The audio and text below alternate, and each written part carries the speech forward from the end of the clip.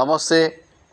బీ5 ప్రేక్షకులకు ఈరోజు ఒక వార్త తెలియజేస్తున్నాము.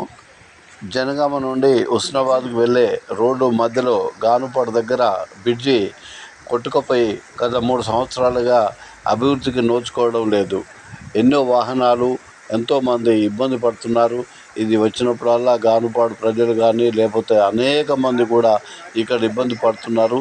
ఈ వైనంపై మన స్థానిక ఎమ్మెల్యే గారైనటువంటి పల్లా రాజేశ్వర్ రెడ్డి గారు అసెంబ్లీలో ఏ విధంగా ప్రభుత్వాన్ని రిక్వెస్ట్ చేస్తున్నారో మరి వారి మాటల్లో విందాం. ఏమంటారు? మూడోది, జనగామ మండలంలో గానుగపాడు దగ్గర బ్రిడ్జి అనేది అర్ధాంతరంగా నిలిచిపోయింది. దానికి మధ్యలో కొట్టుకోపోతే కూడా, పక్కనే మట్టి రోడ్డు వేస్తే కొట్టుకోపోతే కూడా అది హుస్నాబాద్ పోయే, జనగామ టు హుస్నాబాద్ పోయే మెయిన్ రోడ్ అధ్యక్ష. దాన్ని ఇమ్మీడియట్గా చేస్తామన్నారు. కలెక్టర్ గారికి ఇతరులు కూడా ధర్నాలు కూడా జరిగినాయి అధ్యక్ష. దాంతోపాటు అదే జనగామ మండలంలో ఉండే చీటకోడు మీద కూడా బ్రిడ్జి కావాలి అధ్యక్ష.